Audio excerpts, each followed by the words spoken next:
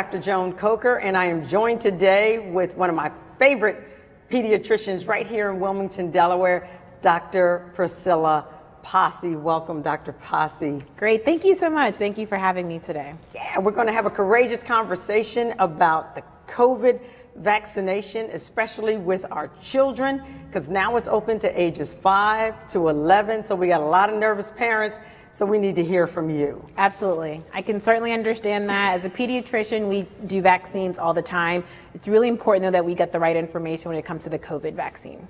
Perfect. So tell us a little bit about your journey to medicine.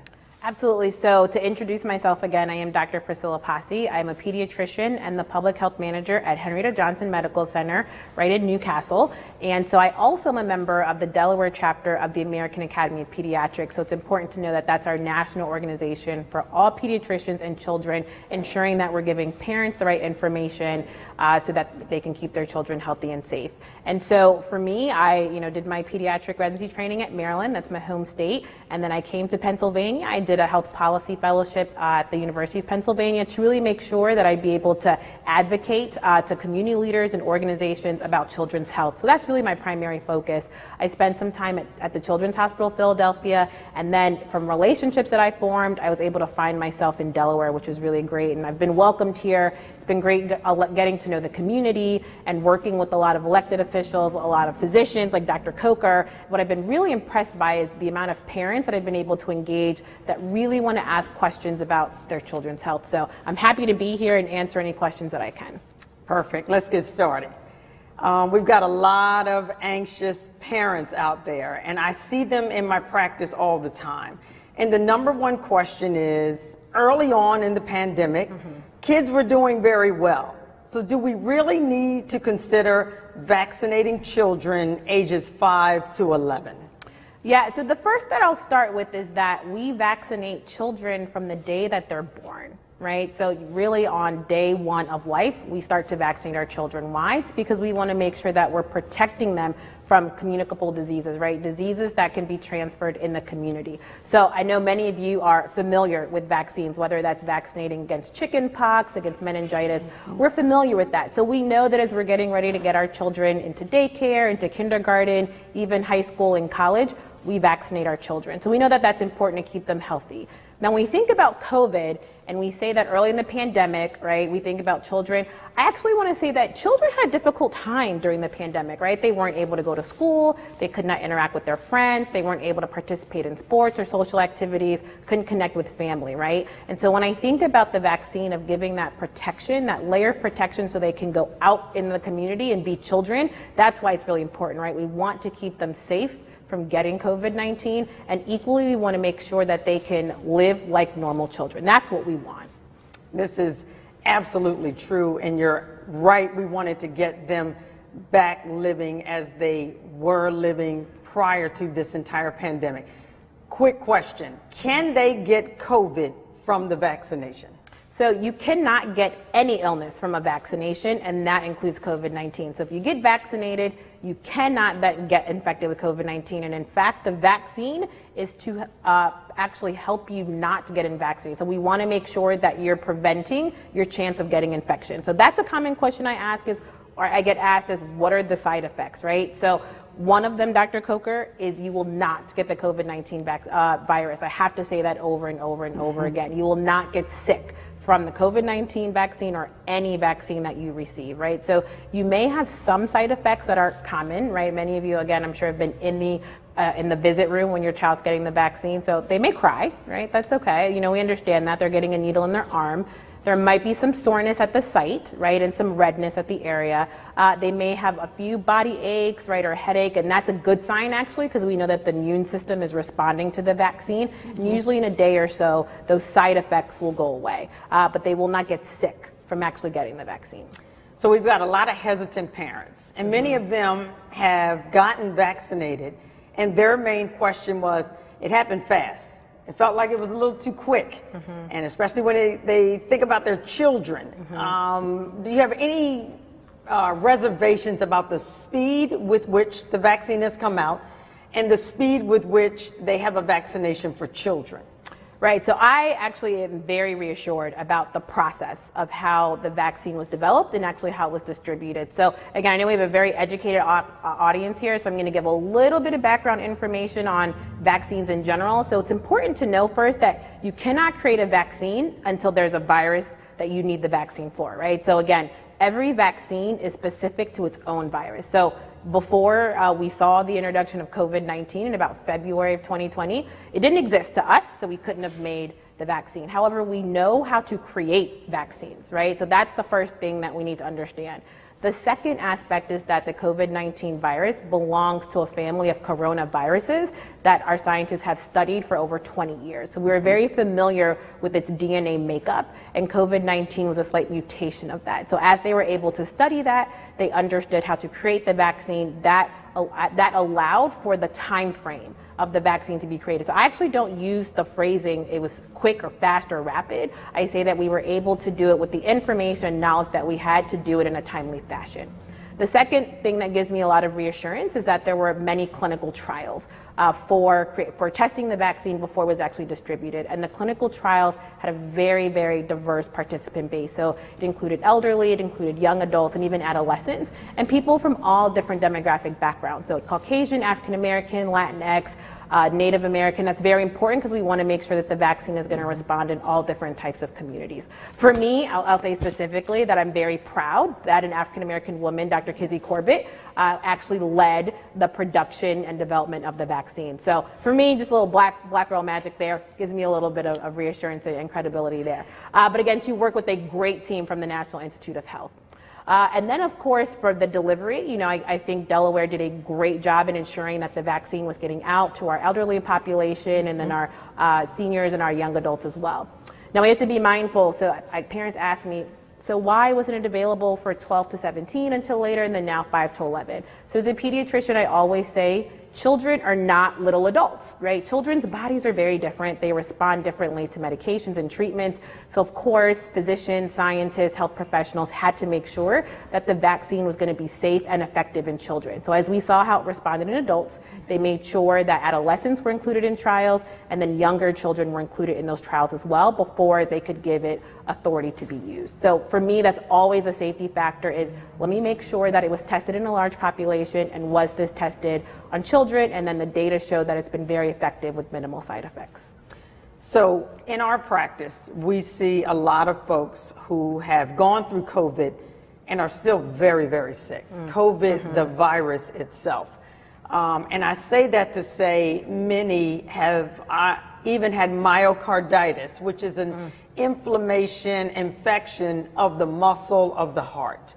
So the buzzword in pediatrics is the possibility of myocarditis, this inflammation of the muscle of the heart, possibly with the vaccine. You want to talk about that to the mothers and fathers watching?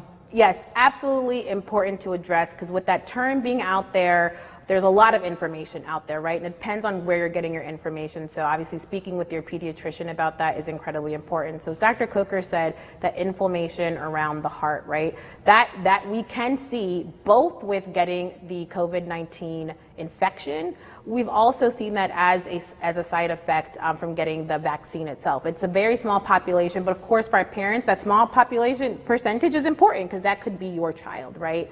And the way that what we've seen in the studies is that someone who gets myocarditis from COVID-19 infection is more likely to have more longer term symptoms and worse symptoms, right? So what we mean by that is their symptoms will last longer, they could have more complications and even be hospitalized from it if they get it from the actual virus itself. If they get it as a side effect from the vaccine, yes, they still have it, but the symptoms are a lot less. It may only last for 1 or 2 days. They're able to stay out of the hospital and they recover much more quickly. So the question would be, well, if they get COVID-19, they get the infection, they still get myocarditis. If they get the vaccine, they can still get it. My response is always, but what's the risk? Right? We have to think about the risk. And these are real important considerations, right? I don't tiptoe when it comes around a child's health or a possible infection. I'm very direct, what is the risk? Are you willing to risk your child not only getting infected with COVID-19, but having that complication of myocarditis, which can have longer term impacts and severe consequences, Or are we willing to have the benefit of protection from COVID-19 and being able to manage a side effect that will have much shorter consequences and symptoms? So it's always a risk benefit. It's an if and or. I tell parents to ask, do you want to take that chance with your child of having a very severe complication from both COVID-19 and a myocarditis infection? And generally they're always going to say, what can I do, right, to best protect my child? So is there any child that should not get the COVID vaccine? So I'm not even going to answer the question if I can just say every child should get the COVID-19 vaccine if they are 5 years old, 0 days old, up to, well, for children, for me, 18 years old, right? Every single child should get the COVID-19 vaccine. There is no contraindication, excuse me, or condition that would prevent a child from getting COVID-19. And I would say, if you want your child to be in the school system, if you want them to be around their friends, if you want them to play sports, see family members, especially with the holidays coming up, that should even be more reason of why they should get the vaccine.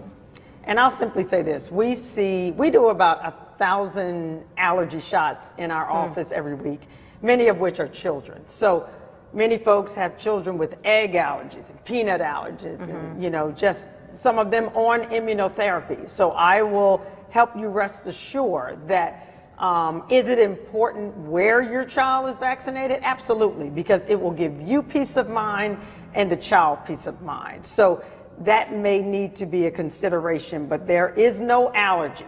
There is no multiple of allergies that says, if I have 10 allergies to grass and trees and dogs and cats and bananas and peaches, can I get the vaccine? You still can, but it will be important to think about going to your pediatrician's office or that pediatric facility such that you can be rest assured and your child can be rest assured that should there be somewhat of a reaction, everybody there is able to help you and get you through it. So I will say that part as well. Now, you had an interesting conversation yesterday when you met with a parent group, and I'm going to ask you that question because I think it was a great question.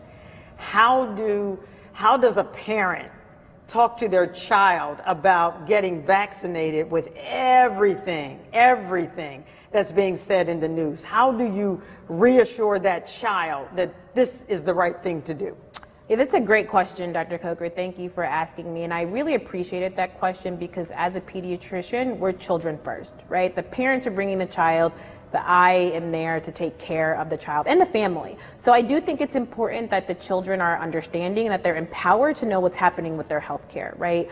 So if a child asks, and of course they're exposed to television, radio, news, hearing lots of information, and some of that can be scary, right? They know that there is this virus or something that are making people really sick. They're not allowed to go outside. So the first thing I say is explain it to them, right, in terms that they can understand, right? Children have gotten coughs, they get colds, ear infections, right? You can start by saying there is a virus, right, that can make you very, very sick, right? It can make you get a cough and a cold that you've had before, but this one can make people really, really sick that they can be in the hospital. So that's one of the reasons why we want you to wear a mask, right? Because it can protect you, right, from catching that cough or cold from someone, right? So I think kids understand that because you always tell them to wash their hands, cover their mouth, right? Not share their drink with anyone. So kids understand what it means to get sick, right? I think it's important though to convey to them that this type of illness, you can use the word illness or sick, kids understand that, right, can make children or even adults very, very sick where they need to be in the hospital. And our goal, right, as physicians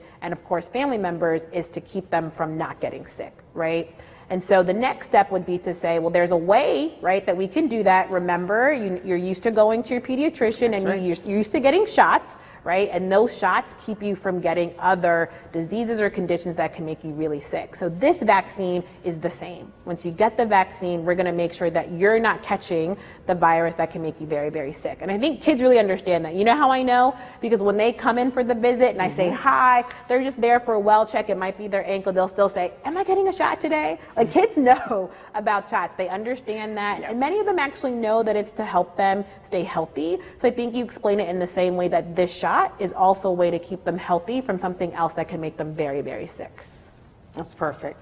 I think this has been so educational, and we're delighted that you chose Delaware. Thank and we want to welcome you into our community? And is there anything that I have not asked that you think it's important that parents and children know about the pediatric vaccination for COVID? So I want to emphasize again that this vaccine is very safe for children. It's very safe for your teenagers. It's very safe for yourself. It is also very effective, right? So we know that when you get the vaccine, it is going to give you that layer of protection, right, to ensure that you are either not getting infected with the virus, or if you were to catch it, that it's going to give you a lot less symptoms. That is our goal. We want to make sure that you and your child are healthy, right? So that is really the importance of the COVID-19 vaccine. And I want to see our children stay in school, play their sports, and really I want to see our state, right, all Delawareans get back to a place where we can interact with each other and just connect. That's what I miss, right? I miss seeing people, I miss spending time with people, and as I'm already hearing the holiday music, right, it's a reminder for me, right, that this is a season of when we can all get together. So I think that's the first step that we can do that, and I really have a lot of comfort and reassurance that the vaccine will help us get there. Perfect. Thank you for your time. Great. Thank you so much again for having me. Thank you, DETV, for having us.